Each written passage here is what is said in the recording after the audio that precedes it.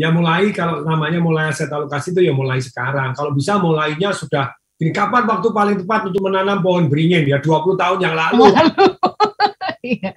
Gitu loh ya.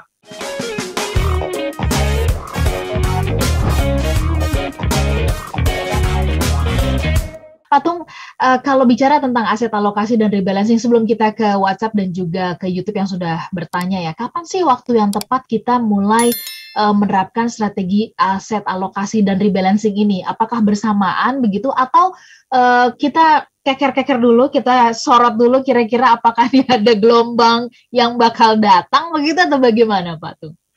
Aset alokasi itu ya mulai sekarang. Kalau bisa mulainya sudah, ini kapan waktu paling tepat untuk menanam pohon beringin? Ya 20 tahun yang lalu. Iya. Gitu loh ya. Saya melakukan aset alokasi sudah 23 tahun yang lalu. Patung, gitu loh ya. Jadi jangan nunggu bumi gonjang-ganjing. Kalau bumi gonjang-ganjing kita bisa ubah. Jadi, kalau kita antisipasi ternyata ada bumi gonjang-ganjing, aset alokasi komposisinya kita ubah. Sebentar, Patung, aset alokasi itu seperti apa? Begitu ya. Aset alokasi itu misalnya begini. Satu berdasarkan umur, kemudian yang kedua berdasarkan istilahnya kategorinya aman atau tidak amannya gitu ya. Kalau antara umur dan aman tidak aman bisa nggak? Bisa. Terus kemudian kalau Patung jangan ruwet-ruwet, yang sederhana dulu. Oke, aset alokasi yang paling sederhana misalnya.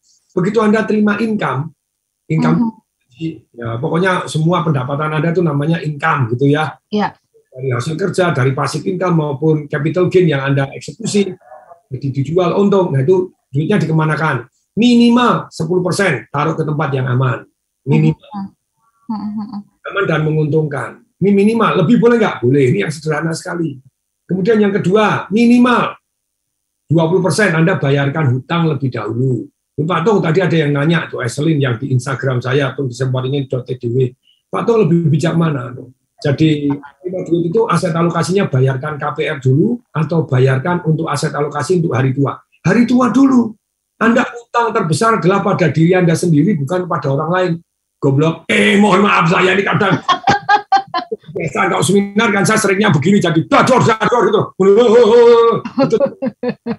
Saya bilang tenang, Anda goblok, saya temenin orang saya kadang juga goblok juga. Jadi goblok boleh saling menggoblok-goblokan gitu. Goblok together gitu, jadi tidak boleh tersinggung gitu loh ya. Jadi saya pribadi itu juga kadang goblok, makanya saya sering mengingatkan orang lain. Jadi masih manusia biasa ya kadang goblok, normal-normal saja. Namanya juga manusia gitu ya, Pak Tung. Hanya manusia yang bisa melakukan kegoblokan gitu. Goblok sama orang goblok boleh dong, saling goblok-goblok. Jadi kita kata bareng, goblok together. Nah, oke. Jadi nomor satu, Anda terima duit langsung sisihkan, bukan nunggu sisanya, darling.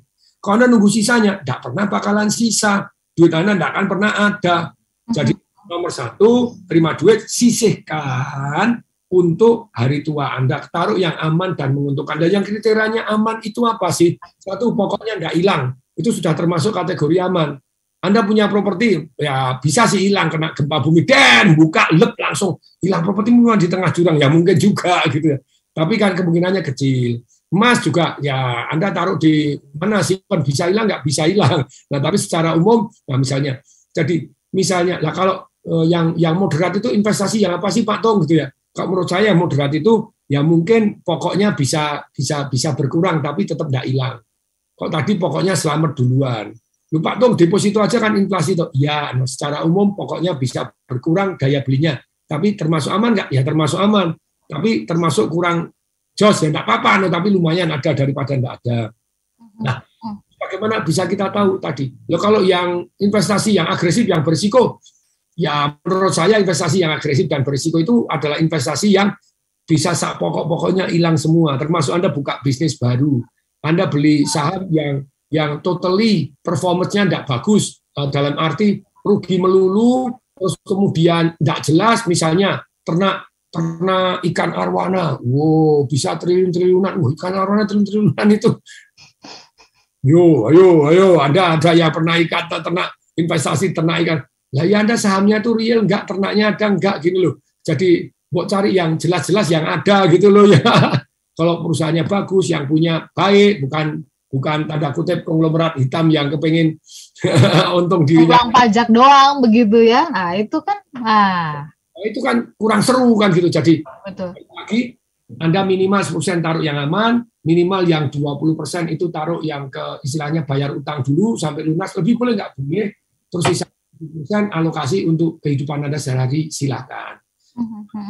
Yang alokasi yang cara sederhana. Kalau mau lebih tepat lagi, sebetulnya bukan sistem aset alokasi sesuai dengan yang diajukan di bank-bank. Sampai bank-bank itu kan cuma nanya Anda atau Anda disurvei. Ini termasuk agresif, termasuk konservatif, atau termasuk moderat. Menurut saya bank-bank kurang jos. Loh, kenapa kurang jos? Nah, kalau saya umur 70, Betul. Agresif, berapa persen duit saya? Oh, genjot aja, semua boleh, tidak itu. No. Ketika saya bilang begini, kalau Anda masih muda, beda dengan orang yang sudah umur.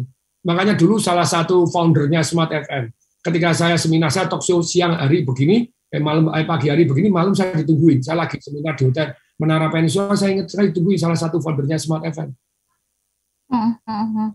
Pak Fakir Muhammad kan gitu ya. Nah itu jadi pada waktu itu, wah kata-katanya Pak Tung benar ya.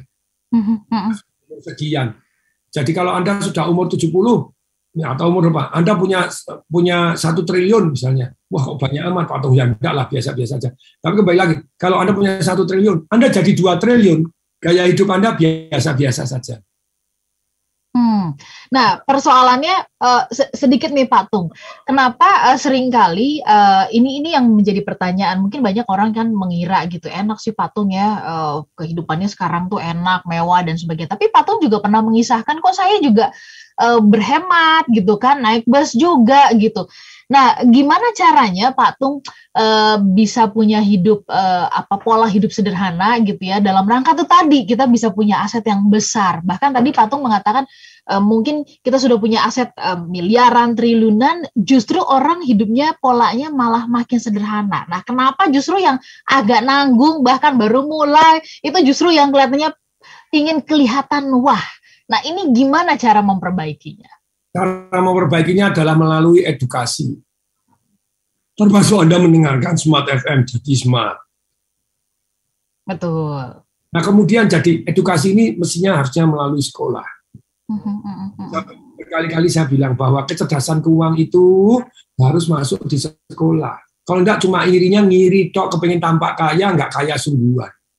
Tobat gitu loh. Kaya sungguhan, ya jadi boleh enggak hidup yang istilahnya mewah hidup ini. Yang tadi saya share, orang punya 1 triliun jadi 2 triliun. Itu gaya hidupnya enggak berubah terlalu banyak. Maksudnya tidak terlalu banyak itu misalnya Anda mau naik heli ya bisa, mau naik private jet ya bisa, mau kemana bisa, ya tidak berubah banyak. 1 triliun jadi 2 triliun juga tidak dianggap pinter-pinter banget, Anda biasa-biasa aja. Tapi kalau Anda 1 triliun jadi 0, dianggap goblok banget dan gaya hidup Anda berubah luar biasa. Nah untuk itu, kenapa kok orang yang umur 70 seperti yang di Singapura itu, yang raja minyaknya luar biasa, mendadak habis nggak karu-karuan pada waktu kena pandemi.